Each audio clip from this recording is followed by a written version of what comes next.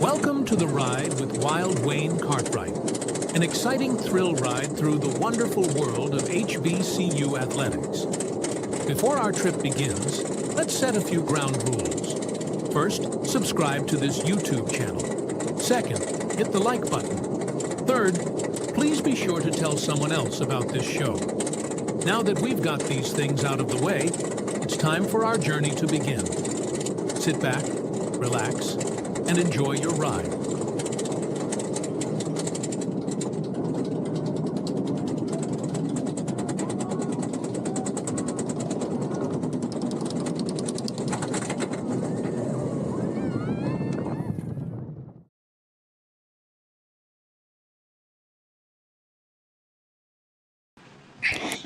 What's good, everybody? What's good, Nick? What's going on, brother?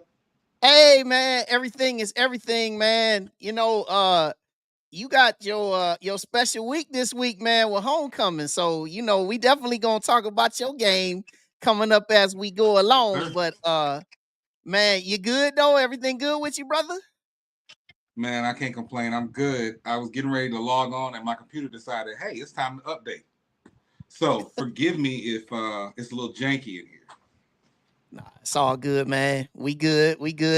Hey, and everybody out there, hey, what up to everybody? I see Demetria, what's up with you?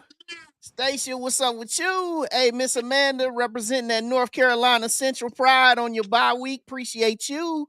Everybody that's out here, make sure you hit the like button. And if you're watching for the very first time and you haven't subscribed, make sure you do that as well, okay? We got a big slate of games to go through this week.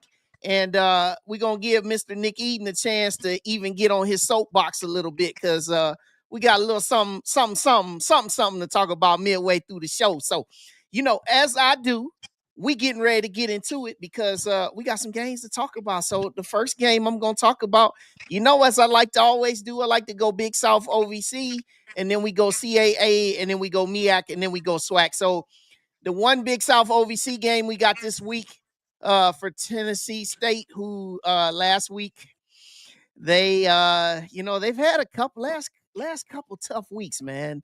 Playing North Dakota State, and then playing the best team in that league, Tennessee Tech, who's a top 10 FCS team. So they check into this one 1-4, 0-1 there in Big South OVC play. They take their talents down to Charleston, Illinois, to face the Eastern Illinois Panthers, who are 2-2 on the year. This game's at 3 p.m. Eastern, 2 p.m. in the Central. ESPN Plus is where you can watch this game. Last time they played was last October. Tennessee State, a better Tennessee State team, put the whooping on those boys 41-17. So, Nick Eden, what do you think about Tennessee State so far? And with Reggie Barlow, do you think that these guys, even though they've had some tough sledding, do you think that these guys have a chance to turn some things around starting this Saturday? To be honest with you, man, I didn't go into this season for Tennessee State with a lot of expectations. When you're talking about a situation where you got a brand new coach coming in, even a season as Reggie Barlow is, shout out to my Bama State brother, it is a situation where you are rebuilding the staff, you're rebuilding the team. I didn't have a lot of expectations for them, but I will say they show a lot of promise. I think that they have the opportunity, if they can you look at it game per game, yes, but if they can look forward and see the bigger picture, I think Tennessee State's going to be just fine, right? Reggie Barlow is an amazing coach. I think he just needs some time. They're getting back to the point now where the school is becoming solvent and they can get those resources back in. So, I don't have high expectations for this year in particular, but I think given time, we're going to see a Tennessee State like we saw last year with Eddie George. Yeah, I agree with you as well. Kendrick Grimes has been really their shining star on offense, still running the ball very, very well. They're a little bit in between at quarterback with Mr. McNair, and then also with Jonathan Palmer. I also haven't really expected a whole lot from these guys either. I actually thought that they would be 5-7 or 6-6 this year. Eastern Illinois, they've been a team that has been a little bit, uneven over the last, few years, but they're off to a pretty good start. This is one of their better starts that they've had in a little while. So where I'm going with this one, my pick, I do have Eastern Illinois getting this one in a closer game, 27-20. I think Tennessee State, being the fact that they've played two very tough opponents the last couple times out, I think this gives them a more fighting chance to showcase what they can do. But overall, just going on the road, going there to Eastern Illinois, I like the Panthers in this one by 7. Yeah. I'm with you on All that. right. I couldn't call it any better. All right. Now we move over to the CAA, and we talk about the North Carolina A&T Aggies. A couple of tough losses in a row here.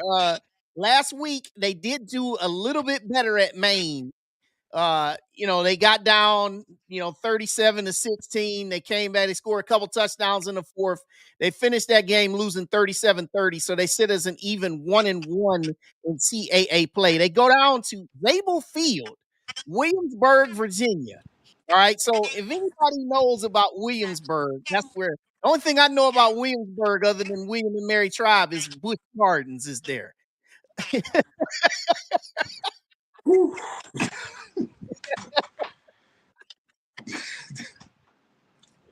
Wait, that's cold. Busch Gardens, bruh. Look, man, that's cold. That's cold. Let me say this. I think, and I got a lot of Aggie friends. Love y'all to death. Y'all only gonna have that one win this season. It's looking ugly, and it's really looking ugly against William and Mary. Even with them not having the best record right now, I think this is going to get ugly, and I think it's going to get ugly quick. I got a little more hope for the Aggies going into next year. If I were looking at teams that I'm looking, a year down the line, I got Tennessee State right here. I got A&T probably about right there. I think that Sean Gibbs is a good choice as the coach. I think he's got a lot of fire in him. I think he understands the culture, but they got a long way to go. They really do, and it doesn't help that they're in the CAA with such tough competition. I'm not one of those people that are like, oh, they need to go back to the MEAC. I'm not saying that, but they got a while to go. Yeah, you're right. And this game, 3:30 Eastern, this will be on Flow College Sports. You saw last year when they played, this game was in Greensboro last year. William and Mary smoked them 45-7. Where I'm going in this one, a little bit closer this year, 35-14. You gave them a little bit much. I was thinking 35-10 because I was like, they'll at least get a field goal more than they got last year. But I can roll with that too. Okay, yeah. Well, what's up, Merlin? Merlin said WNL. This one's funny. He said Florida Busch Gardens is much better. It is though. It is. It really is. Like I enjoy Busch Gardens in Florida. It is. It's much better. Well, hey, and when you talk about what the North Carolina A&T Aggies have to face coming up. Next week is the G-Hole with South Carolina State coming to town. Campbell is probably their next best shot for me because Campbell is not really good either. And then the last four, no.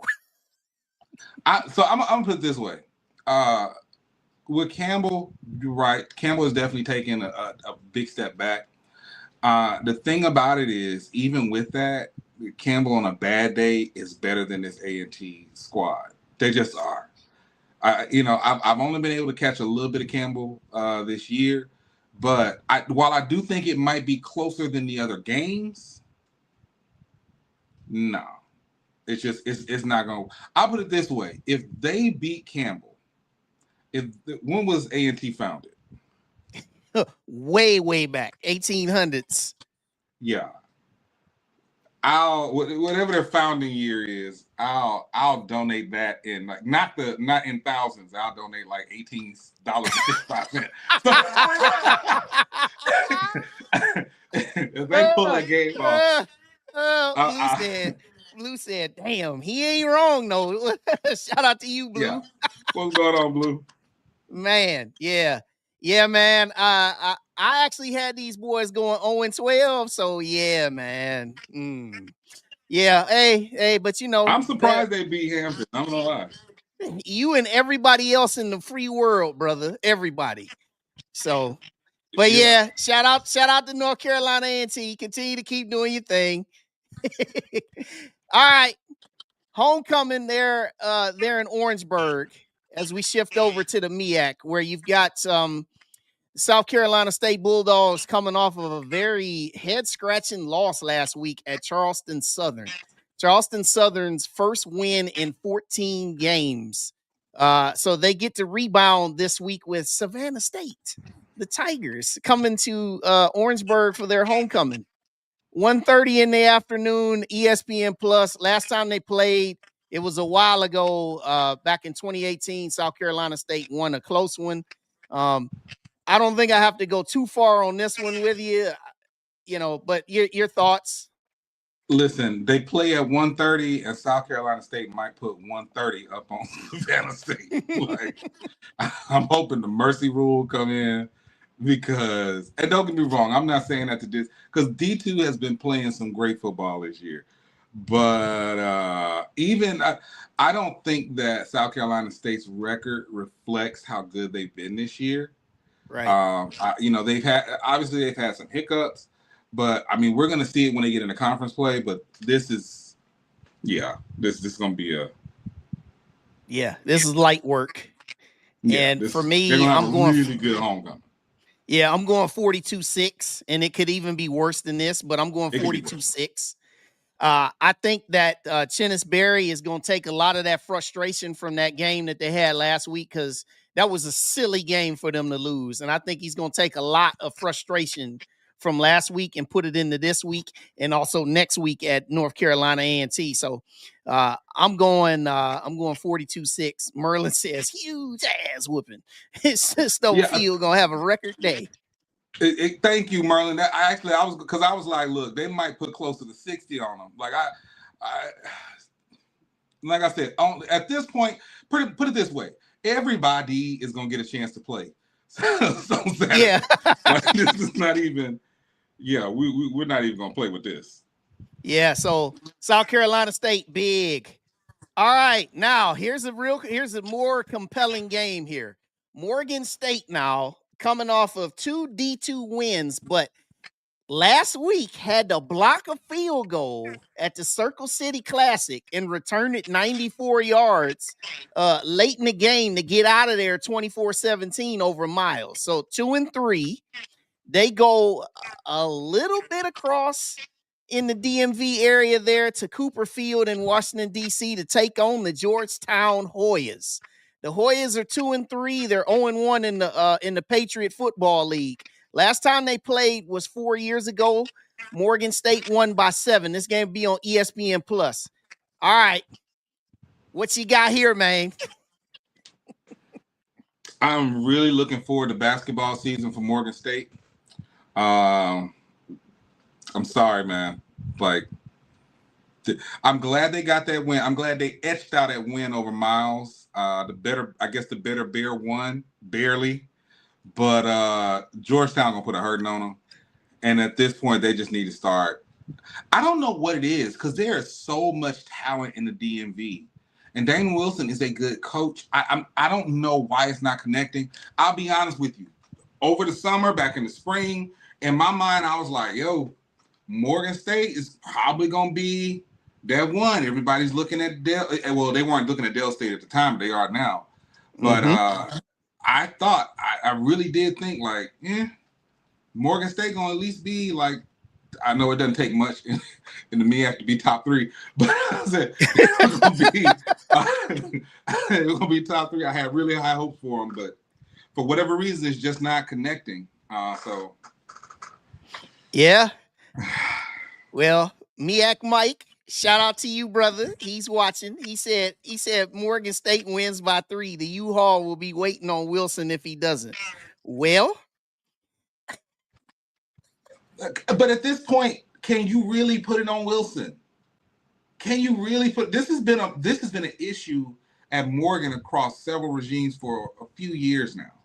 And don't get me wrong, I'm not saying that from a place of judgment. Lord knows we've had our terrible years at Bama State. So before anybody gets in there talking about, well, what about Bama State? I don't want, And this is me just objectively looking at it as somebody who is a fan of Morgan State. I mean, when you look at their overall tenure in football, they could be included in that blue bloods conversation when it comes to football teams in terms of, but they're going through something similar. I liken them. A lot of times people liken them to Bama State because of the defense, but I'm likening them right now to Grambling, where it's just like, okay, across several coaches and several years, this has not been working. And so is it Wilson or is it just the culture of Morgan State right now? Well, and something that's really crazy about this team is these guys just can't seem to get out of their own way. Early on in the game that they lost against South Alabama, and also the one that they lost at home against Towson, those guys, they turned the ball over too much. And they turned it over in key moments where they would have momentum building drives. They would have everything rolling, and then they would set themselves back.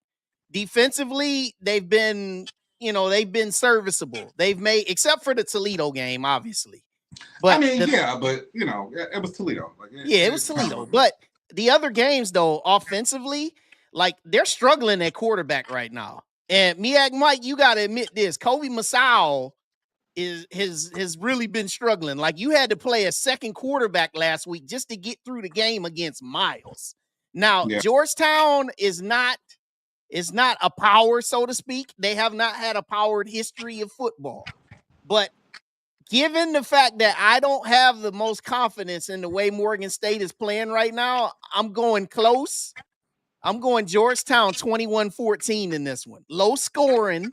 Yeah, it's not going to be a blowout by any means. Like it's not, and I don't think it's going to be anywhere near a blowout. But I do think it's one of those situations where they're going to pull away at the end. And it's just, which I hate those kind of games. I'll be honest, I'd rather get blown out than you take my heart through this roller coaster and at the last end I lose. I'm just gonna be honest with you. But I know Mike thinks I'm hating, but I'm not. I'm just telling the truth. This is hey, it's all opinions, man. It's all opinions.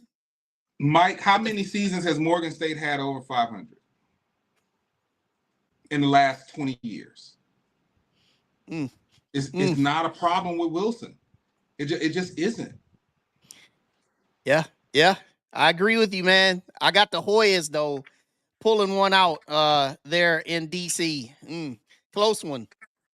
All right, now we go to Delaware State, man. Now this was a tough one. I asked Coach Jackson during the MEAC call last week. I asked him about the penalty, the unsportsmanlike against Caden Bennett. And he said that never in 30 years of being a player or even being a coach had he seen anything like that, where a player could get a penalty for slapping high fives with fans. And, but also what he said was, he said that we as a team, we still are struggling with our discipline because for those that didn't see it, what set that whole thing up was the fact that they got everybody on that field got an unsportsmanlike conduct for getting into it and pushing and shoving and doing all that, John. So this week they take their talents across the bridge to go into West Long Branch, New Jersey to take on the 12th ranked team in FCS, the Monmouth Hawks. This game's 1 p.m. Eastern. Last time they played was 9 years ago. Monmouth won by a 14-point margin. This will be on Flow College Sports. Monmouth, if you haven't seen Monmouth, Derek Robertson is legit at quarterback. Yeah. This dude can spin it. They got playmakers. They light up the scoreboard all over. Delaware State, leading the FCS still in rushing. They're very, very stout running the ball. Caden Bennett, he'll be back. I expect him to be very motivated and getting in full effect. But really, to me, Monmouth is just so much stronger in this matchup. So what do you think? I think this is going to be one of those situations where they're going to come out. You call it motivated. I call it pissed off, which I think is a good thing. And I think they're going to put up a fight. Listen, I got a lot of love and hope for Delaware State this year. But I do think that they're going to give it a great effort. But Monmouth is just – sometimes you just got to realize when it's like, look, they're a little too strong in this time. Now, I'm telling you now, I hope they pull it off. I hope they are motivated enough from last week. I thought what happened with Sacred Heart was absolutely ridiculous. Everyone I've talked to all week has all said the same thing. They've never seen anything like that before. And so maybe that gives them the motivation to just shock the world, which I'm hoping for. I just don't see it. I think it'll be closer than people might think, but I think at the end it's going to be Monmouth. Yeah, Zach said this might be ugly. I tell you this, man. I tell you this right now. I think that the scoreboard operator is going to be busy. I got 52-35 here. And I think that this is going to be more of a track meet early, and then Monmouth pulls away. And this is just too much Monmouth here. They're just this is one of the really good teams there in FCS in the country that you got to keep your eyes on, considering if they do take care of their business throughout the CAA and get in the playoffs. This is a team that you can keep your eye on because this team's legit. So, but it'd be a good test for Delaware State. I'm looking forward to checking this one out. But I got Monmouth 52-35. Lot of scoring. All right. Yeah, I'm with you. Now we continue, and we go to the Battle of the Bay. This is the 60th edition of the Battle of the Bay. Norfolk State coming in losers of 3 straight games, playing Hampton, who's also losers of 3 straight games. Both teams are 1-4. It's down there in Hampton at Armstrong Stadium, 4 p.m. Eastern. They played last year in Norfolk. Norfolk killed these boys. Hampton killed these boys 37-7. Wasn't even close. Ran them over. Flow College Sports is the game, is the network for this game. And here's some notes. 60th all-time meeting, as I said. They first met in 1963. They played continuously from that point until 2017. And then there was a break. And then they've played every year since 2021. You look at the series. Norfolk is the leader in this series by 2 wins, and they have a tie. In the last 10 meetings, it's 5-5. All right, your thoughts on the Battle of the Bay, man? I think Hampton is about to close in that loop for the all-time record. I'm looking forward to seeing Mike Vick coach his first game again this weekend. Listen. Everything that Deshaun Jackson is what we thought that Mike Vick was going to be. And I think that it carries over into what I will say is not a great Hampton. I think that's the portion of this that is probably the most disappointing. This is not a great Hampton team. And I think we all have some expectations of Hampton this year that just have not been met. And I think what we thought we were going to see was a small glimpse at the beginning of the Jackson State game, and then it's been downhill ever since. So I'm taking into account the fact that this has not been a good Hampton team. However, I think they're going to be better than Norfolk on Saturday. Yeah, Norfolk last 2 weeks actually, with the Sacred Heart game where they had their offense rolling. And then they turned the ball over 3 times, and that cost them. Missed a couple field goals, that cost them. Last week, they got out to a 13-0 lead. Then they started turning the ball over, and then the defense started to, get gashed by Wagner in that second half, losing 18-13. Hampton, to their credit, blowing that game against North Carolina A&T, then getting blown out by Howard in the Battle of the Real HU. Last week, they came out and played a really good game at Elon. They were up 20-17 in that third quarter. And then Elon ran off on them late in the third quarter and then pulled away, winning 41-20. But Hampton in this game, I think, because it's at home, I think they're going to get it done. I like a close one. To your point, I'm going Hampton 24-21 here. I think this is going to be a nasty, heated game where a lot of emotion and passion in this. But I think that Hampton, they want to beat Mike Vick so badly on Hampton roads. Yeah. Yeah. They've got to give this win to their fan base. Yeah. They've got to give this win to their fan base. So, I'm with you. Yeah. And like Ms. Mac said, everybody hit the like button. Hit the like button, everybody. MEAC Mike said, they have to beat HU. It's a must win for the Spartans. I don't know. I mean, regardless, Norfolk State, I think, is going to really play really well. This game could go either way as the series is dictated, 5-5. But yeah, give me Hampton. Yeah. All right. So we're going to go to the SWAC next, but I want to take a pause and I want you, before we get into the SWAC slate, let's talk a little bit. And I want to give Mr. Nick Eden his chance on the soapbox. I'm going to let you go ahead and talk about this whole fiasco according to Nick Eden and give all your opinions, and then we'll get into the SWAC when you're done. All right. So let me say this. Everybody for the last few days has been passing the blame around. I have not really spoken publicly about it, but I've had talks with alums from both institutions, as well as some faculty that will remain nameless from one of the institutions. I'm not going to lead any speculation. I will say this. The ball was dropped across the board. However, it cannot be put squarely on Valley or FAMU. So whoever does not know, if you have been living under a rock in HBCU land, the game this weekend between Valley and Florida A&M was supposed to be at the Mercedes-Benz Stadium. That's what was announced a little earlier in the year. I understand I'm trying to say this without sounding, because I got some folks at Valley, so I don't want to sound like I'm like dumping on Valley. I understand the sentiment.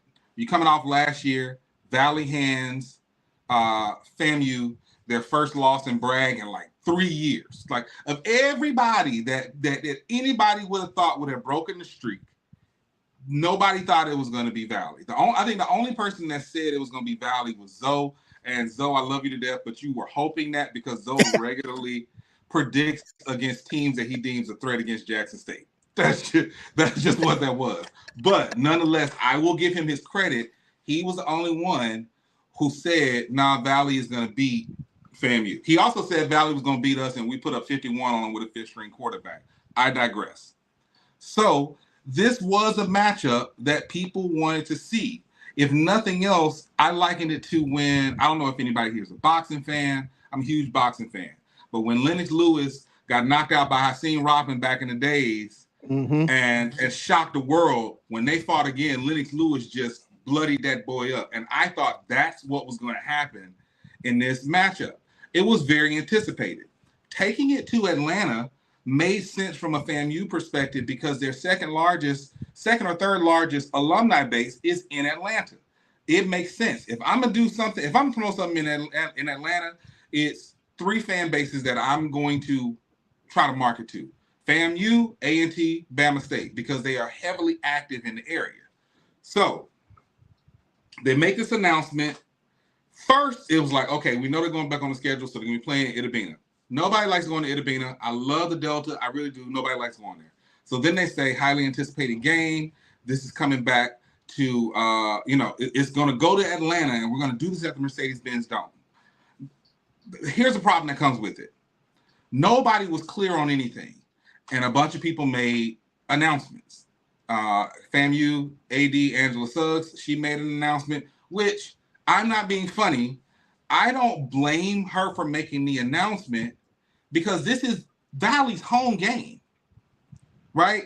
That's like if we make an announcement for the Turkey Day Classic and, Tuskegee says, yeah, we're going to do this. Well, from their understanding, this is what's going to happen because it's our home game. So she made the announcement. Everybody's getting hyped. People start buying tickets. Over the summer, it starts to get it's some rumblings like, I don't know if this is going to happen. Like we're not hearing anything, right?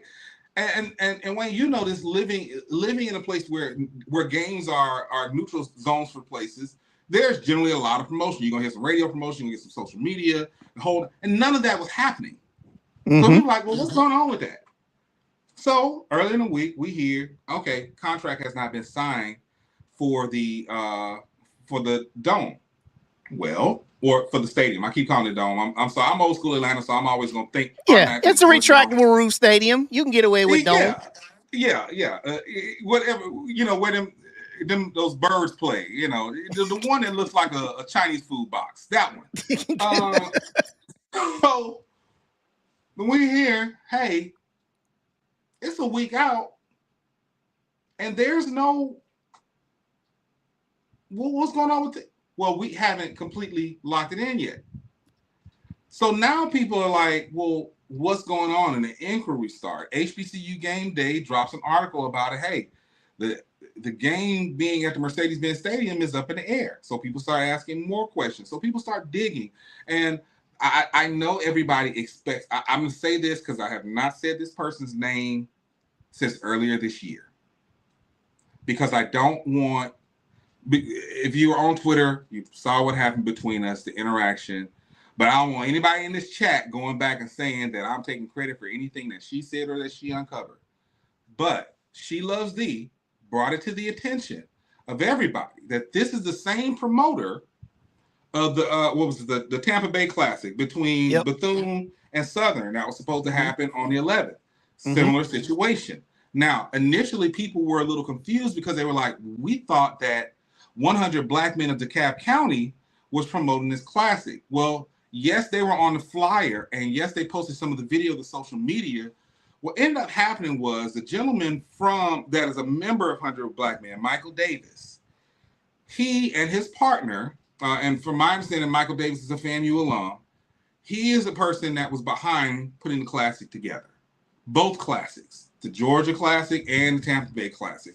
And when you already saw everything fall apart with Tampa Bay, as She Loves Thee correctly pointed out, this is the same guy.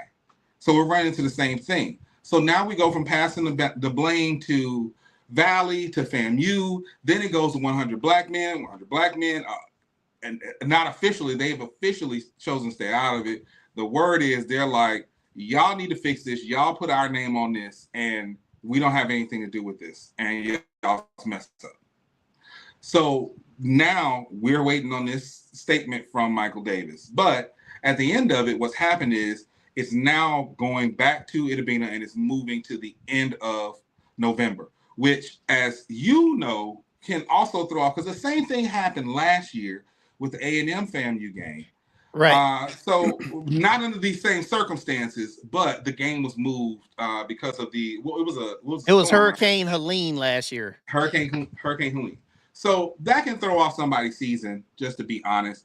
But if I'm being honest, I think that there's some good that comes out of this. The first bit of good that comes out of this is FAMU essentially gets another bye week. And I'm saying this objectively. I'm not saying this as a graduate of Alabama State. They need a bye week. Because people were really concerned that, I don't know, this might be 2 in a row now, I didn't think that, to be honest. I thought that coming off of the loss to Bama State, they were definitely going to go in, plus want to get their lick back from last year, and those boys were going to play as hard as they possibly could to not lose 2 years in a row to Valley. So I personally thought that they were going to win it. But what you got to think of what's on the other side of this for FAMU because they had this game, and then they got, no matter what happens in this game, we know Valley is going to play hard. They always have, no matter who the coach has been. But they got Central at Bragg. So they need a week of rest, because what people seem to keep forgetting, in addition to not having an identity on the field like FAMU has usually had, they've also had reduced practice hours because of the APR issues. And I don't think anybody is taking that into consideration. And if anybody who's played sports understands, every minute of a practice hour is essential. Yep. And when you're talking about, you're in the SWAC East, no disrespect to the SWAC West, none at all. But the SWAC East is the beast right now. You got J-State, you got us, you got A&M, you got FAMU, you got Bethune, you got Valley. Everybody's playing hard on this side. Everybody. And are there, I think, yeah, their dreams of SWAC championship, I think, are over. But you got to turn around and you got to face Central next week. And then you got JSU shortly after that. And the last slate of their run is going to be hectic. So they need this. For Valley, they need a week of rest as well, but they also need to have a come to Jesus moment, because the reality is, somewhere along the line, somebody from Valley side should have been on the phone with this Michael Davis guy saying, hey, what is going on? Where are we with ticket sales? Where are we with accommodations? Where are we with promotion? We haven't heard any heavy promotion about this since July. Somebody on that side. And then somebody on FAMU's side should have been calling Valley. Hey, what's going on? So somewhere along the line, there was a communication breakdown, but at the end of it, it is not solely on Valley. It's not solely on FAMU. It's not. So it is not on 100 Black Men of DeKalb County, because they're like, hey, man, you need to fix this, Joy. It's on this guy, Michael Davis, and whoever his partner is, who's also a member of 100 Black Men of DeKalb County. Now, I'm going to say this, and I think the person who said it the best, the person who summarized it the best, was your From the Hill partner, Jen. She said it best. People try to get into this whole thing with the classics, and they think this is a quick money grab. Let me put that they approach, these new promoters approach football classics like if they were a new promoter promoting a concert. Look, I get a venue, I get talent, and I promote it, and that's it. It's not just that. Magic City Classic, you can't replicate that. You can't replicate the Bayou Classic.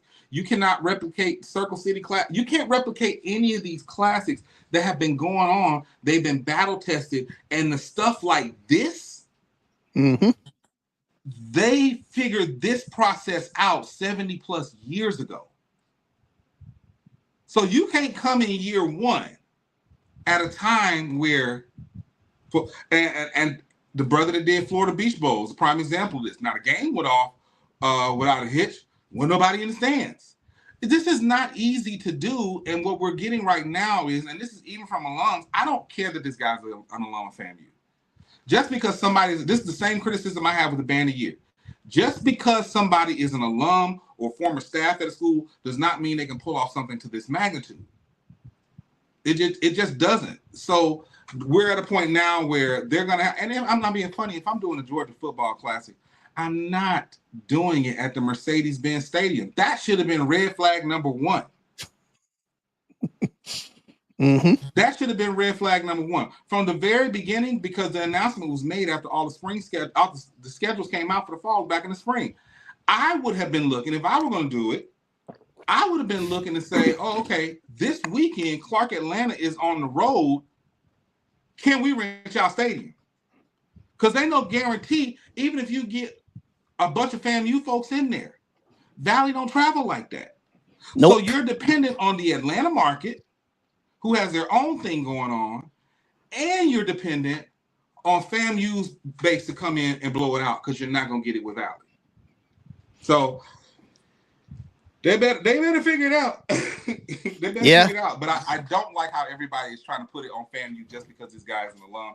And I don't like how everybody's trying to put it on Valley, because at the end of the day, at the end of the day, it was Valley's home game, and I think that at this point they're trying to figure out, hey, how are we scratching and surviving? How can we make money? Yeah, man. And I'm just, like I said, man, to close this point, like you said, it takes years to produce a great matchup. Yeah. Janky promotion, man. We just need to stop with these new classics. Stop it. Stop trying to reinvent the wheel, man, because the amount of money that it costs, to bring teams to town. I read an article about the Circle City Classic, and they only had 3,000 people show up last week to watch Miles against Morgan State.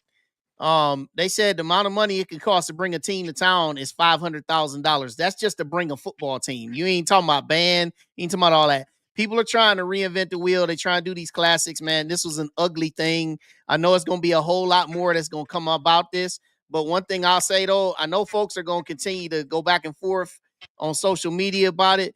But it's ugly. I would prefer that everybody not argue about this. Just let it fizzle out. What's done is done.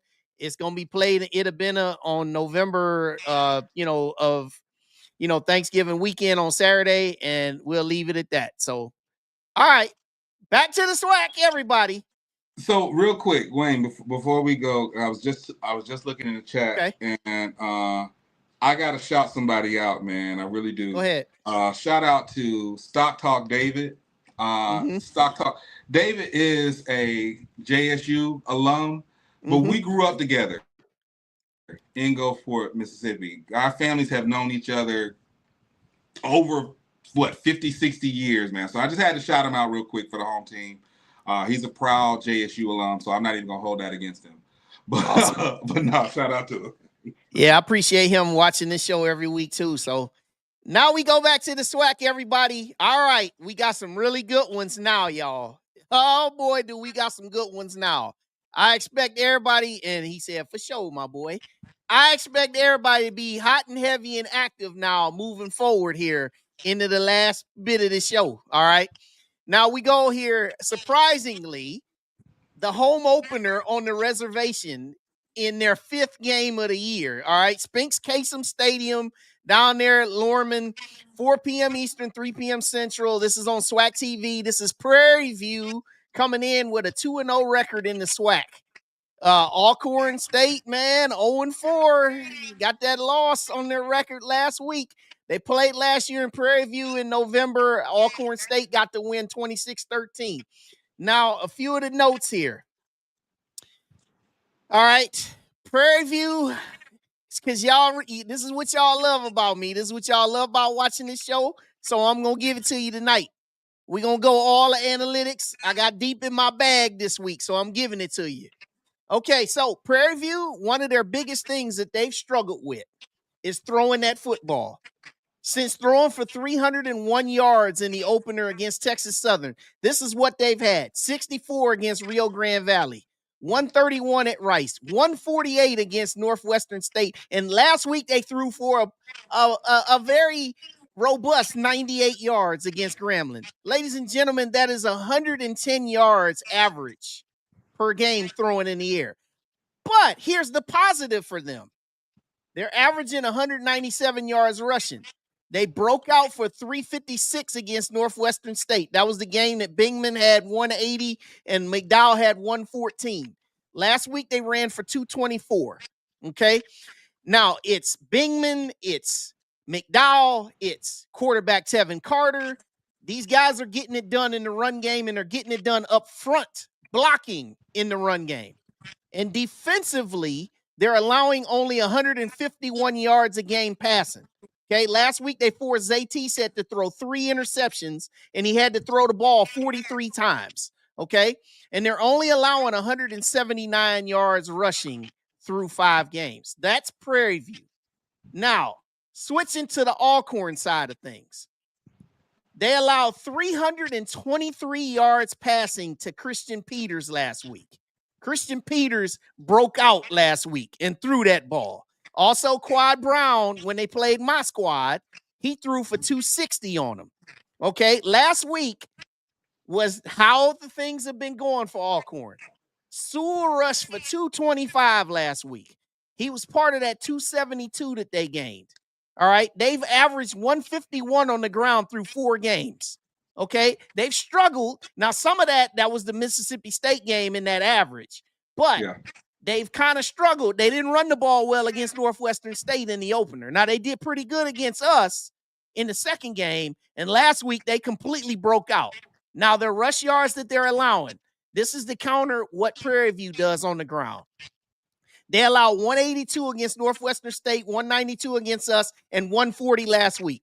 I don't care being 0-4, allowing 182 yards, rushing 192, 140. That is pretty good. Yeah. You should be in games when you're only allowing less than 200 yards a game on the ground. But here's the bugaboo. They've turned the ball over 9 times in 4 games. That's an average of almost 3 per game. And not even to mention last week, they had 13 penalties. They've been killing themselves with slow starts, penalties, and turnovers. Now that I said all that, Nick Eaton, all your thoughts about this key game, man. This is a big game for both teams. I did not think in the modern era that I would consider Alcorn a trap game for Prairie View, but that's what I think is going to happen. They're playing on the reservation. I cannot believe that I'm about to agree with MEAC Mike. Sewell is going to go off. And Ced Thomas is trying to make a statement with this game. And I think he's going to make it. They're not going to blow Prairie View out. They're just not. But I do think that with the rush, I think that they are going to be enough of a problem that Prairie View is not going to be able to pull it off. I think this is going to be the first game where we see Alcorn come out hot, and they're going to stay that way. Now, in my personal opinion, with the exception of maybe early in the third quarter, I think that all the points that Alcorn is going to get is going to be in the first half. And the rest of the game is going to be maintaining it. Mm-hmm. So I think it's going to be a situation where they win the game, but I think it's going to be more so that they have stalled Prairie View out. I don't think you're going to see a performance like that from them for the rest of the year, but I do think that this is the trap game for Prairie View. So I'll say this, how big this is. Prairie View, if they get this win, not only will they go to 3-0 in the SWAC, next week is their bye week. And after their bye week, they hit the road and they stay on the road after their bye week and they go down and play Southern. That'll be Southern's homecoming. Mm-hmm. Alcorn, for all of their troubles, for all of their struggles, if they win this game, they are right back in the thick of that race out there in the West. Right back in it. And that's it's the West it's the wild, wild West for a reason. Like, it is crazy how with that many teams, one game could just completely turn it around for everybody. Yep. Yeah. They'd be right back in it because they would be 1-1, and then they would hang a loss on Prairie View, and they'd have the tiebreaker over them. Yep. Now, with all this said, I've gone back and forth on this one. I've been thinking that Alcorn is going to get their act together at home. Maybe all it took was just to get home on the reservation. But the other side of it, too, I've also thought about Prairie View is, at some point, not being able to throw that football is going to come and catch you. Because teams, and Coach Jackson has said it himself, he said, if we can't get our passing game together, teams are going to commit extra bodies down there into the box to try to stop us running the football. Now, with that saying, I have a belief that Prairie View, with everything that they got going on and the momentum, I just can't seem to give Alcorn a win here. I got Prairie View getting out of there close, 23-20. And I'm talking about a full 60-minute game where it might be that 23-20 and be a field goal in the final minutes. That's how close I got this. I could definitely see that. And I'll say this much. I still think that even through that, I still think that Prairie View is going to end up being the SWAC West champion. I do. Because, like I said, I don't think that Alcorn wins a game after that. Just be honest. Yeah. Now I got to put this up here. What Sad Brass says. Sad Brass, this is the famous last words you never say when you watch this show. When everybody says ain't no way a team's losing, that you never say that on this show. I'm gonna tell you, ladies and gentlemen of America, you don't come on the ride in the comments and say ain't no way a team not beating somebody, because it ain't look good for people who've said this. So keep the ain't no way. You can say you don't believe. And I'm looking at his other comment where he's saying that, you know, this is a nasty analysis. Just say y'all rooting for a PV to lose. Yeah. I'm not, listen, and I hope I don't come off callous when I say this. When it comes to football, I love the institutions, but when it comes to football, I don't think enough of the West to root for anybody to lose. Mm-hmm. I just don't. The SWAC East is leaps and bounds further than the SWAC West in totality. You might get a win here and there. That's fine. But in totality, I'm not thinking about the SWAC West. It's in such disarray, and it always ends up like that's why Jackson State versus Southern last year was a bloodbath twice. So I'm not again, from an institutional standpoint, I love PV. I've sent at least 3 students to PV that I consult. I love the institution. I love the facilities. Like I love it from that standpoint. I'm not rooting for anybody in the West to win or lose unless you're across the field from Bama State. Yeah. Listen, y'all, I wrestled with this one longer than any of the other games this week. Let me just tell you that. That's how close I see this game going. I could easily flip this score either way. That's how much I went back and forth about this. But somehow I just believe that Prairie View right now, I think they're playing with an edge right now. And yeah, Miss T, it's true. It's a must win for Alcorn. They have to win this game. They need to win this game. But he said, we're not discussing the West. We're discussing PV. Ain't nothing in disarray. Listen, Said Brass, I'm gonna say this about PV. Okay. I brought up all the facts, and I brought up a lot of things that your coach said because I talk to your coach every single Monday on that coaching call. You guys are far from a finished product. You guys got your flaws. This is a week that you can prove, and you can step up and win a big one on the road. That'll go a long way for the views of Prairie View. You get this one, you be 3-0 heading into a bye week. You be sitting mighty pretty. But going on the reservation, you got to play a full 60 minutes, big dog. 23-20 is where I'm going in this one, Prairie View. Yeah. All right. Now, we switch on over to another crazy battle, okay? This one got interesting in a hurry. Now, take note, you're not looking at your screen the wrong way. That is Husky Stadium on the campus of Houston Christian University, because that's where this game's being played. It's not being played at Shell Energy, all right? So it's being played at Husky Stadium. Houston, Texas is still being played in Houston, but it's a game that is at another site, all right? 7 p.m. Eastern, 6 p.m. in the Central. Be on SWAC TV for UAPB coming in off a win. UAPB fans, I'm proud of you. I'm proud of those boys. They got a big win last week. And Christian Peters, I said it before, he was great last week. 323 in the air, ran for the winning touchdown. He was great last week. They take on Texas Southern, who was very, very, very fortunate to get out of Itabena with a win. I asked Coach Buckley about that fake punt, man, and he said it. He said, I thought about it. I bet you if he wanted to go back and do it again, I bet you he'd have kicked that ball and made him travel the length of the field. Nevertheless, Texas Southern's in the win column, 1-1 in the SWAC. So last year they played at the end of the season, Texas Southern got the win. Your thoughts on this one, man? This one's crazy. If you would have asked me 2 weeks ago, I would have said that Texas Southern has it. I ain't gonna lie, man. I got UAPB in this one. They showed me something.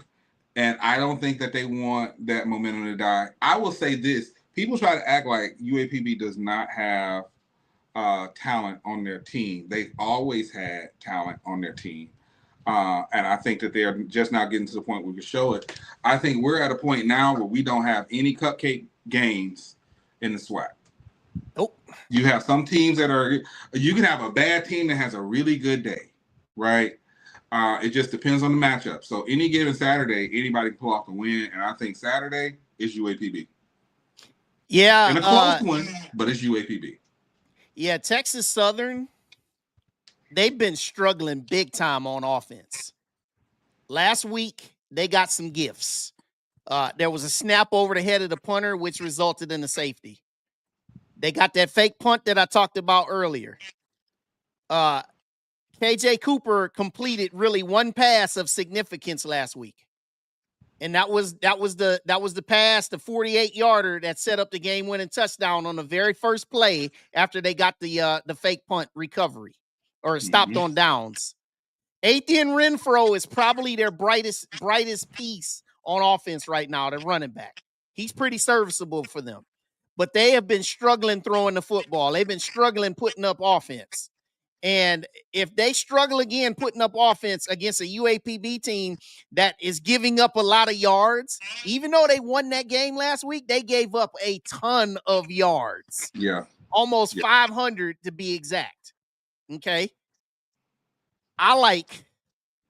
If y'all can believe this, I like UAPB. Close. 27-24. Yeah. I'm just not convinced, Texas Southern. Chris Ditchman, you guys got problems on offense, man. You guys got to get it together. Now, maybe this is the week, but listen, UAPB, for all their struggles that they've had over the last few years, I'm excited about them being able to play some games and be in the win column. Now, this is what they got coming ahead. Next week, yeah, Westgate Christian. Yeah, I had to find who they were too. Yeah, I had to find who they were too. But then, then they get Grambling. They get Grambling at home. And then, Bethune-Cookman on the road. Southern at home. FAMU at home. The last two, ooh, boy. I'm not going to sit up here and just say these boys are getting ready to light the world on fire. But all I'm saying here is I got them winning this week. And, of course, they'll win next week. I don't think it's out of the realm of possibility that they could be somebody's spoiler out there in the West with this kind of schedule, man. For real. I'm just going that far. That's all I'm saying. I don't want nobody sit up here saying, Wayne, you done lost your mind talking about UAPB getting ready to run. No, I'm just saying they can be a spoiler on somebody. That's all. They can. Again, any given Saturday. Yep. They can be a spoiler. And they are talented enough to be a spoiler. I'm going to leave it at that. Yep. So that's where I got it, man. And this is my guy, man. This is my guy. This is my UAPB guy, man. He said, we taking it one game at a time. Yep. You're right. There you go. So that's big, man. So going down there in Houston, I got UAPB. Now we get to Mr. Nick Eden.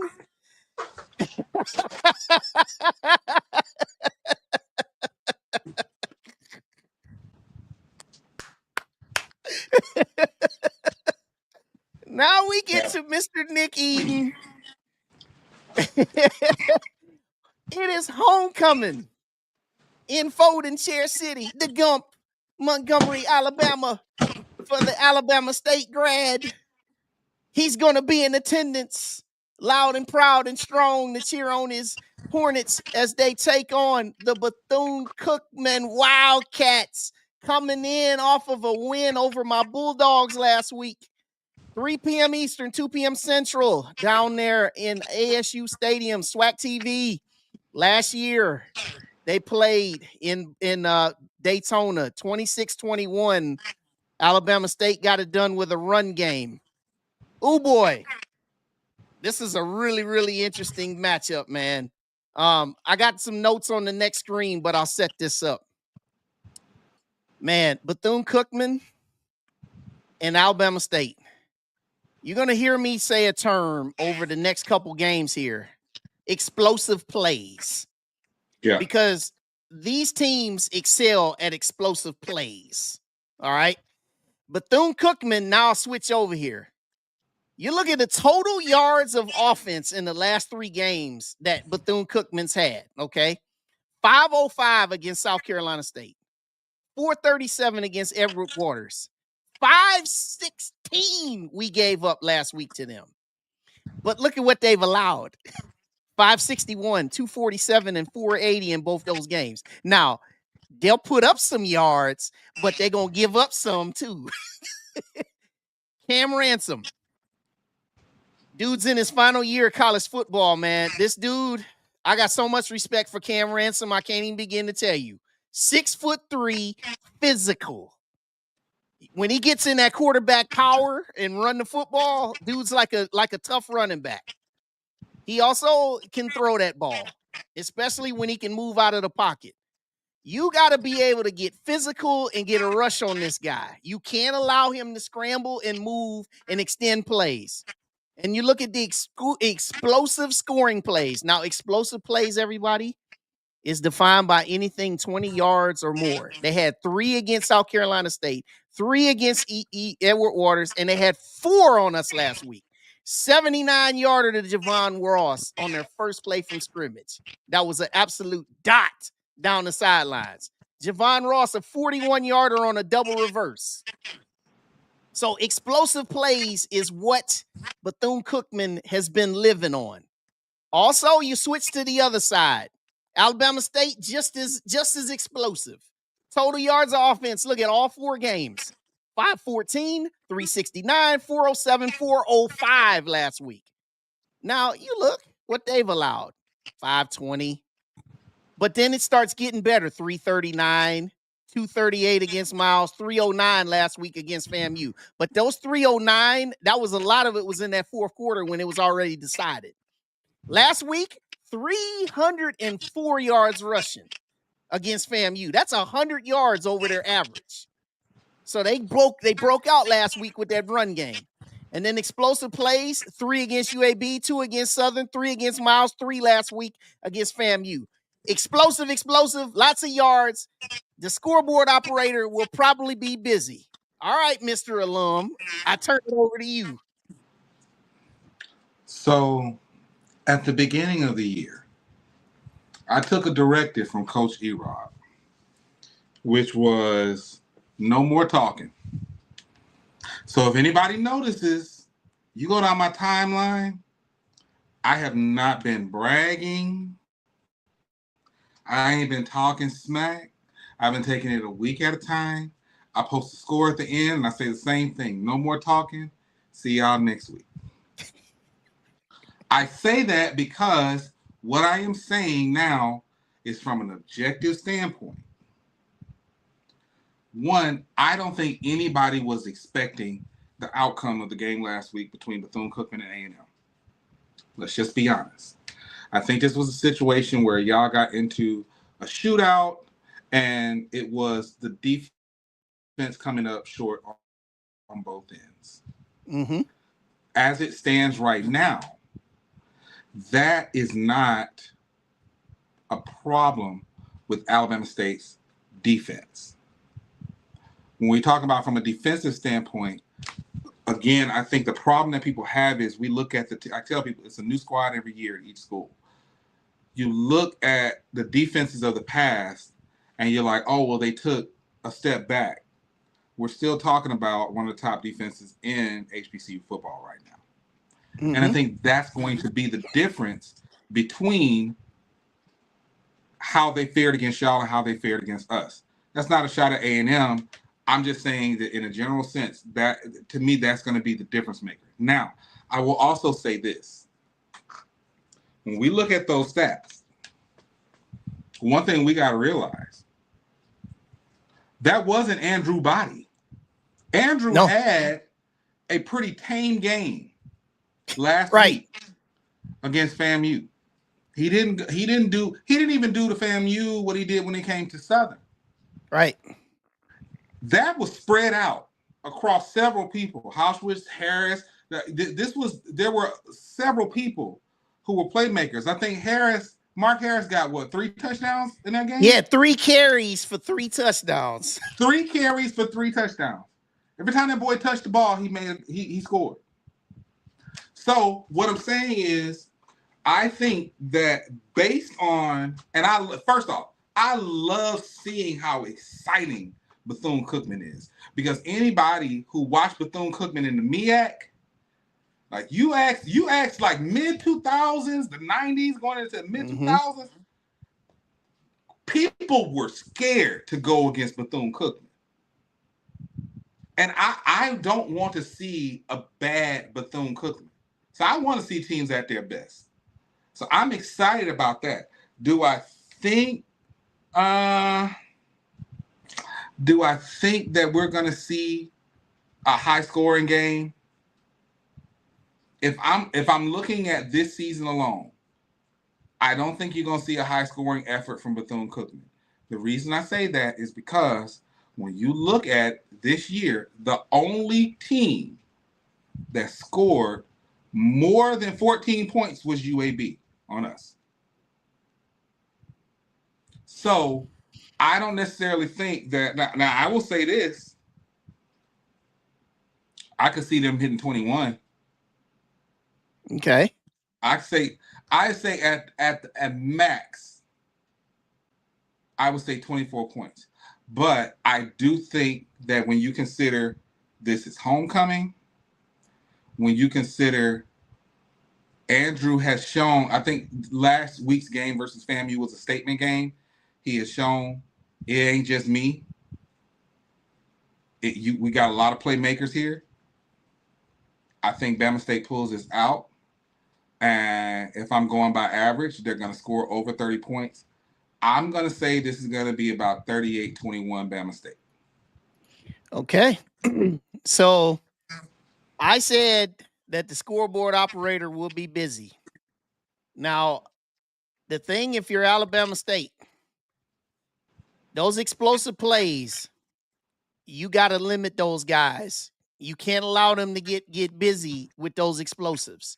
The thing that I like and that I learned so much about watching Bethune-Cookman last week a little bit deeper, those guys are so multiple on offense.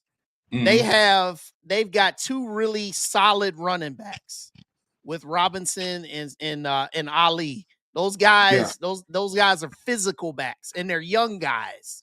Yeah, right? Ali Robinson is a true special. freshman. I like Ali. Yeah, Robinson's a true freshman. Okay. Oh, okay.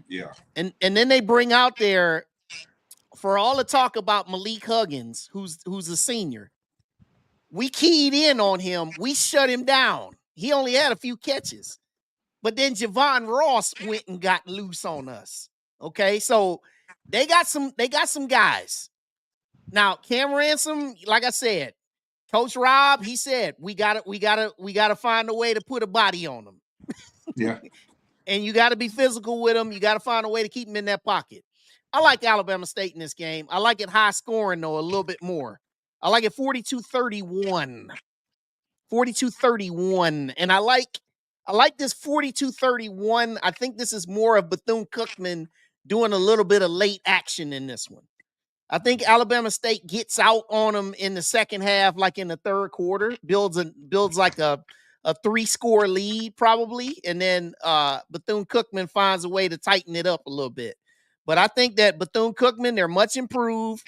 Alabama State, this is a big game. Get your win, because next week you're going down there to Jackson. Yeah. And speaking of Jackson State, we now go over to the final game that we have tonight. And it is number 17 in all of FCS, Jackson State Tigers. 3-1, coming off of a big win down there on the Bluff last week in a huge second half effort to take down Southern 38-13, taking on the Alabama A&M Bulldogs, who had a tough loss last week down there against Bethune-Cookman. Lab People Stadium, Mobile, Alabama for the Gulf Coast Challenge. These teams are locking up down there for the 4th straight year. Last year they played, it was Jackson State 45-38 in a game that they were running away with, and we mounted a late charge. Last 2 years, it's been a little bit of the same thing, and I got the next slide. This game be on HBCU Go. All right, now let's get into the numbers here. Jackson State's won the last 4 times that they've played in this series. A&M had won the prior 3. If you look down, the last time A&M won in this series, it was back during the spring of 2021. It was 52-43 down there in Jackson. Last 2 meetings, as I said, Jackson State led 38-10 and 35-7 at halftime. It was pretty much a done deal after halftime. A&M found their way to get going in the second half, but the deficit was too big by that point. Now, these guys, they're getting their work done in that run game. It's been a run game all season, right? 5.7 yards per rush in 4 games, 239-yard average. That's killer. Ahmad Miller been doing this thing. Dontario Davenport been doing this thing. All right. Now, when they came into last week, they only had 1 passing touchdown. Last week, Jacobian Morgan pulled out, and he had a great game. 337 passing, 2 touchdowns, no turnovers. Okay. Biggest problem, though, that Coach T.C. Taylor has said, and he said it repeatedly. Last week, they had 13 penalties last week. They've committed 45 in 4 games. And that's almost 11, just over 11 penalties a game. And what he said was, he said that you can get away with that. You know, we were able to overcome the penalties, you know, and still win the game. He said, but as we get into the month of October and November, he said, these are the type of things that could be hard to overcome and could potentially get you beat. So that's something that they're working to get done. Now for A&M, they're averaging the same that they're allowing. 30 points on average scoring and 30 points defending. They've been in a few shootouts. And you also said, I talked about explosive plays. They've allowed 11 scoring plays of over 20 plus yards, including 4 last week. Now, one of the good things that I can say about their defense, the only really good thing I can say about the defense, but this is really good and this is very significant. They've allowed just 35 total points in the second half of their last 4 games. Bethune-Cookman did all of their damage in the first half. First half, they did all their damage. Tennessee State did not score on A&M in the second half. They scored all 21 of their points in the first half. Okay. They make the adjustments in the second half. The problem for A&M is you got to get started earlier. So I'm going to turn this over to you and I'm going to get your thoughts on this game. And then I'll finish it up with my thoughts and my pick. All right. So the Pink Scooter Classic. Let me say this much. I don't like looking ahead.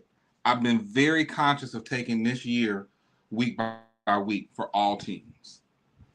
However, it's my opinion that the next 2 weeks are essentially going to decide the SWAC East, and ultimately, what my opinion is the SWAC itself. And that's JSU versus A&M, JSU versus ASU. Because this game is with 2 of the top, even with the loss to Bethune, with 2 of the 3 top teams in the SWAC. My opinion. Talk to you. Argue with your mama. Now, I think what it's going to take, I don't think that A&M has to neutralize Jacobian. I don't. And I like Jacobian. That's not a shot against him. They're going to need to neutralize Miller. JSU's run is scary to anybody that's on the other side of it because they will barrel through people. And we've seen it happen time and time again. They will barrel through people. They do. We're not in the Shador, Travis Hunter age. We're not even in the Jacoby and Herb Mulligan age. Now they're just barreling through people. If they can figure out how to neutralize Miller, if they can figure out how to neutralize the run, then because Quad Brown didn't play last week against Bethune, right? No, Eric Hanley did, and he threw for over 300. Right, which okay, and shout out to him on that. You got a dog on the second string. You know what I mean? Yep. So, but Quad didn't play last week. From my understanding, he's playing Saturday.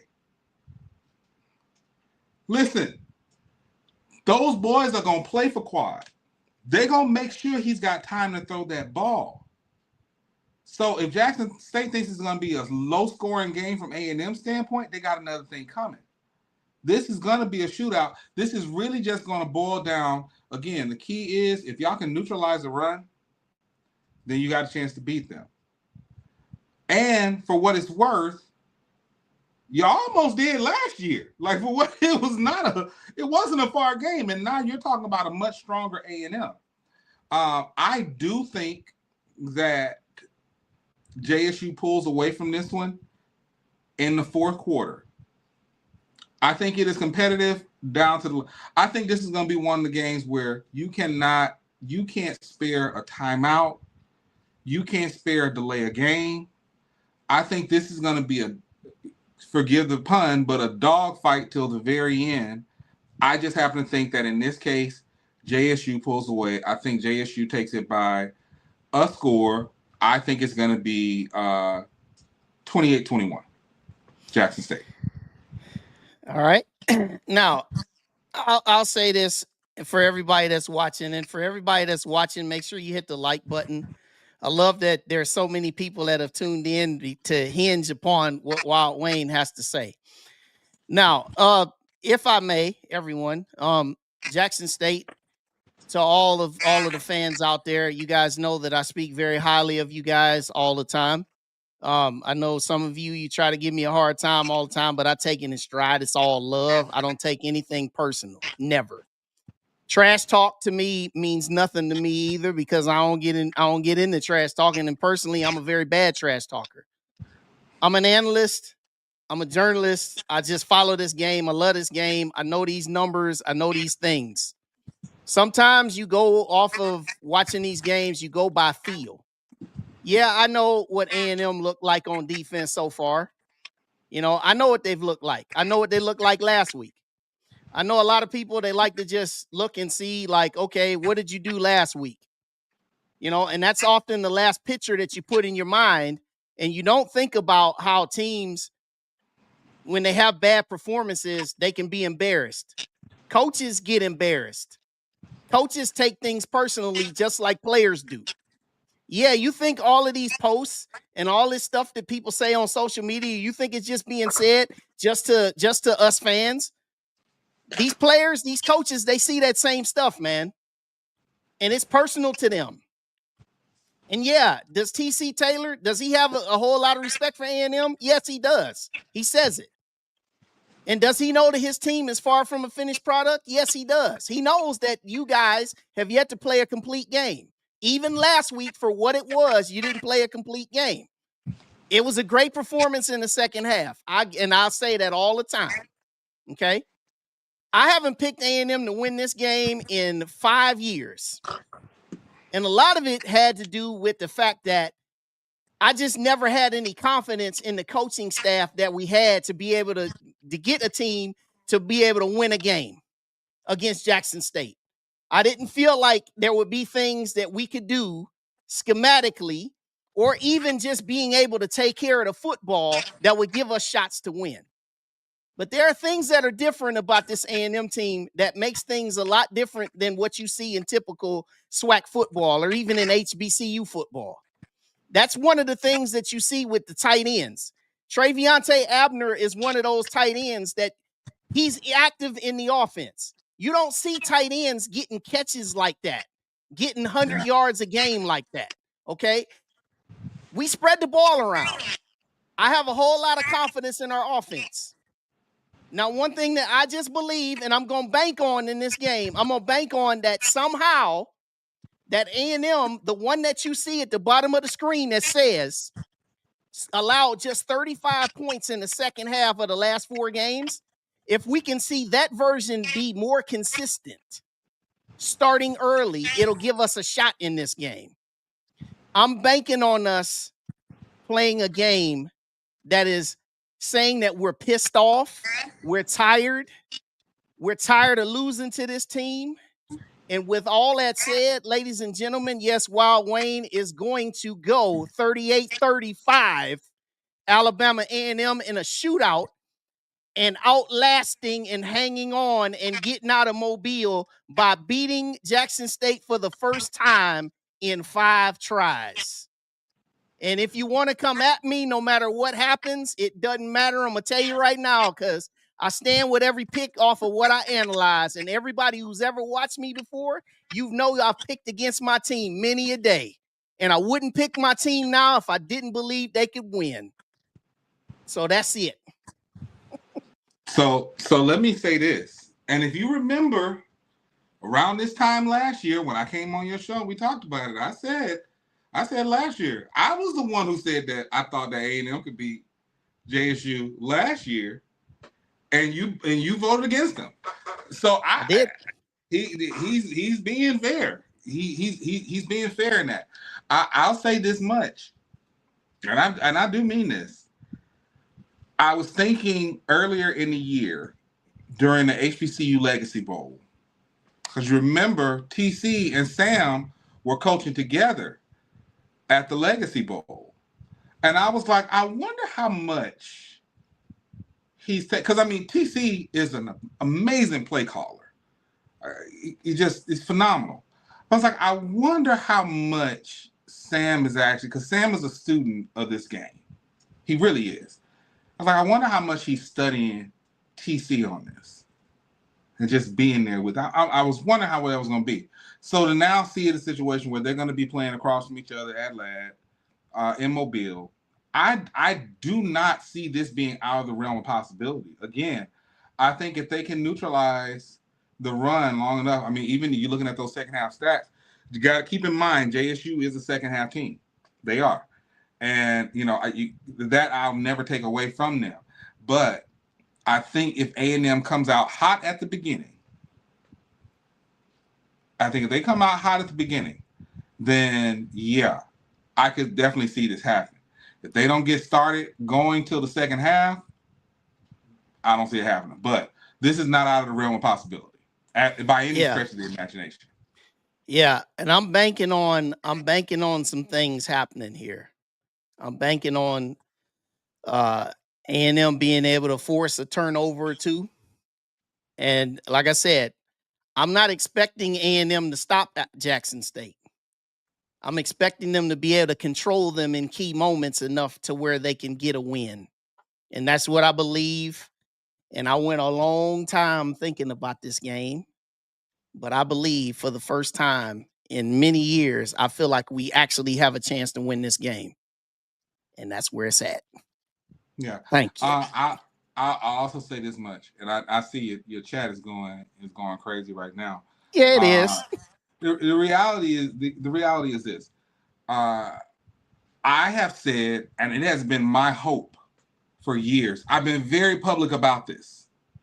That my hope is that the biggest classic in HBCU football produces the SWAC champion. I have been hoping and praying for years that A&M and ASU get it together at the same time, and that the Magic City Classic determines who is the SWAC East champion and ultimately the SWAC champion. I think it's a possibility. I think it's a possibility. I think if anybody is delusional enough to just think, oh, yeah, so I don't care how good anybody is, nobody's just going to roll over JSU. It's going to be a fight. Right. It's going to be a fight. There's just no way around that. But I don't think that this is out of the realm of possibility. Now, again, my personal prediction is that JSU is going to pull away at the last minute. It's going to be a dogfight till the end. But I'm good with this too.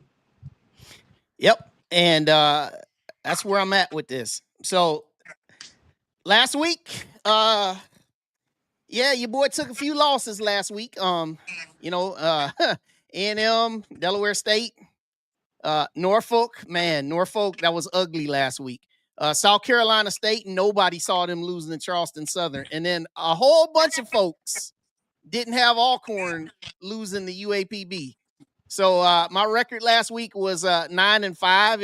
It was above 500 last week, but it wasn't to my liking. So hopefully this week we get a bounce back. So my season record sits at a 63-14 clip. We'll just continue to keep rolling with it. And here's my winners of this week, just for those that are just tuning in. You've got we got South Carolina State over Savannah State in their homecoming. I've got Eastern Illinois. I got Eastern Illinois going on beating over Tennessee State. I got Hampton winning a close one in the Battle of the Bay. William and Mary big over A&T. I got Alabama State winning a shootout over Bethune-Cookman. I got UAPB in a close one over Texas Southern. I've got Prairie View gutting one out there on the reservation, and one that I stewed over a lot. I got Georgetown Hoyas in football, not basketball, in football, taking out the Morgan State Bears. And then we got Monmouth in a big one over Delaware State. And then, of course, at the end, I have a very well discussed in the chat pick of Alabama A&M over Jackson State. But you know what? It is what it is, and we gonna do what we do with our week 6 winners, and we just gonna let the chips fall where they may. Nick Eden, is what it is. Nick Eden, man, this show tonight, man, I enjoyed every piece of it. Absolutely.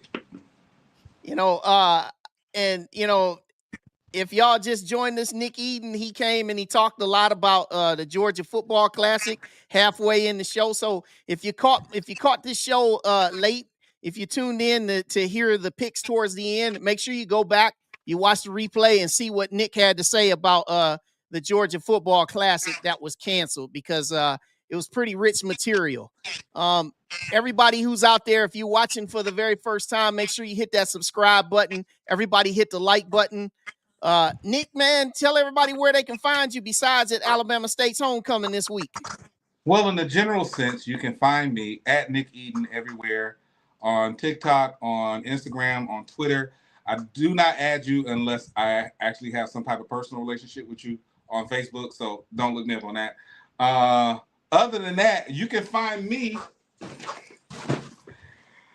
at 915 South Jackson Street for homecoming this weekend, when we put a whooping on some kitty cats that want to come into town.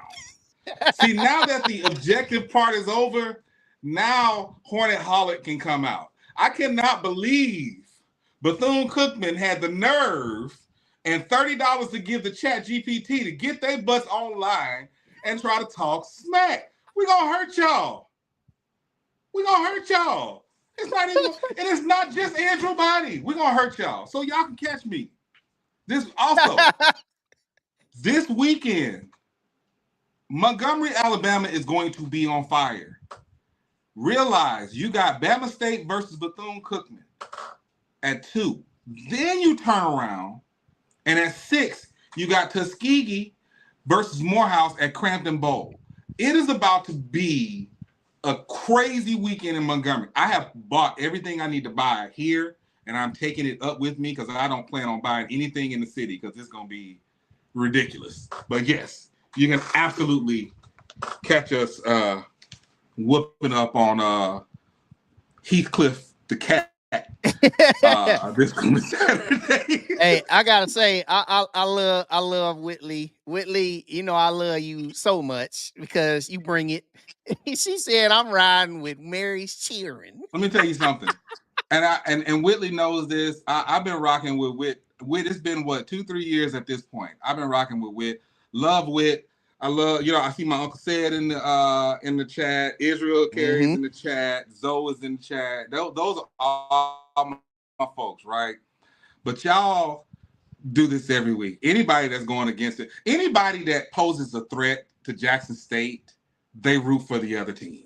Anybody that poses a threat to their position in the SWAC East, they vote against it. And so it's okay. It's all love. And I'm really hoping that the next week on the 11th at homecoming in at 1400 Lynch Street, that I will see a lot of my people from JSU.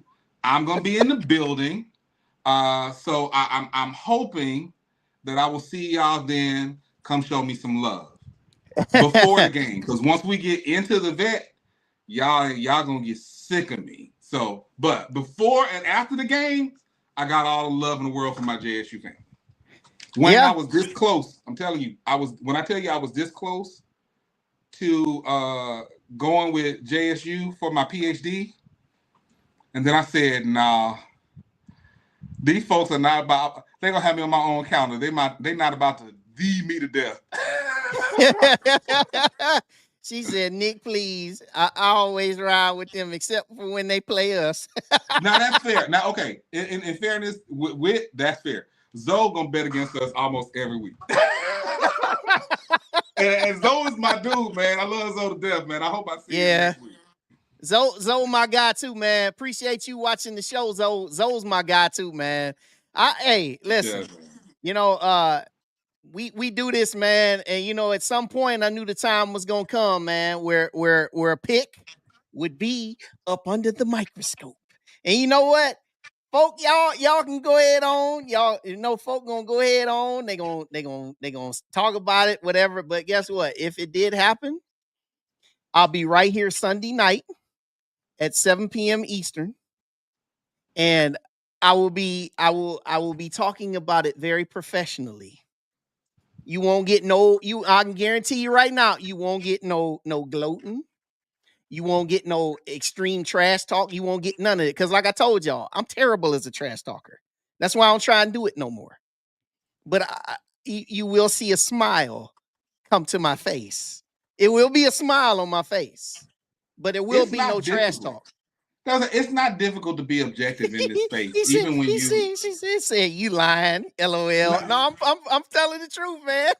No. Wayne is one of the most objective people in this space. It really is. And that's just the truth. Even on From the Hill, which is decisively centered around Alabama A&M, like you've always been one of the most, like for me, again, I'm the same way. I'm not doing any trash talking. We beat Bethune on Saturday. Y'all gonna see the same post from me. See you next week. We beat Jackson next week. So the only time that you're gonna see some trash talking coming from me is if Bama State clocks that ticket to Atlanta. See, y'all better ask during basketball season. See, during basketball season, when we won the tournament, ask anybody in this chat that was on my show that day. I did 5 outfit changes. 5. And I'm going to be a whole level of ignorant. Y'all going to be sick of me. But until then, we keep it professional. Very professional. Yep. Hey, it is. It's all the love. It's all the love. But yeah, Nick Eden, man, I appreciate you 100 times over, brother. And we gonna connect again before the end of this season goes. But because we got a big one coming up in about 3 weeks' time. The annual renewal that we got coming up in 3 weeks' time. And I'm gonna text you something. I got something to text you offline about that. That Jen already knows about, and it may be kicking off some of it this year. So I'm gonna text you about that offline. Okay, all right, we'll do that. But Nick, man, I appreciate you, brother, and we'll see you up the road. Yes, sir. All right, Nick Eden, everybody, and y'all tonight. What a great night it is, and he said I've never heard of Nick. He said, I got to start watching them now. Yes, do that. All right. Hey, I need everybody to hit the like button. And also, I need everybody to tell everybody about this show, man. We're on the road to 1,000 subscribers. Rolling, man. I appreciate everybody because I can't do the show without everybody who watches this. Appreciate you, brother. And of course, you know, the Jackson State, JSU, y'all know it's all love. No matter what happens on Saturday, you know it's all love. It don't even matter. Y'all know, man, I appreciate everybody that puts on for their team, puts on for their city, because that's what this HBCU ride is about, man. You put on for your team, you put on for your city. Yeah, that's right. Like Ladarius said, subscribe and hit the button. Hit the like button, everybody. Put on for your city, put on for your school, put on for the culture. So I'll be back Sunday night, 7 p.m. Eastern, 6 p.m. Central, as always, for Sunday recap.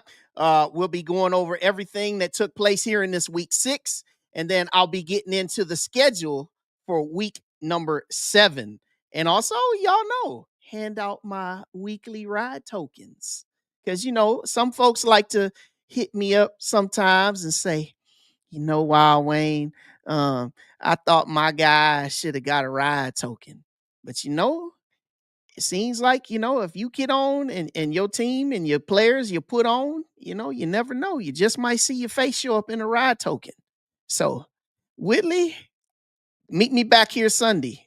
It'll be a great one. So everybody be well, be blessed. If you're traveling to a game this weekend, travel nice and party responsibly and have fun, and you know, and download the SWAC TV app because there's plenty of those SWAC games on it. Flow Sports for anything CAA, and then, you know, ESPN Plus for the MEAC stuff. So I appreciate everybody. Appreciate all of it. I'm Wild Wayne Cartwright. It's the ride, and y'all be blessed, and I'll see you Sunday. Thank you for joining us on the ride with Wild Wayne Cartwright. As you exit the ride, make sure you subscribe to this YouTube channel, hit the like button, and catch up on all of our prior episodes. Until next time, God bless.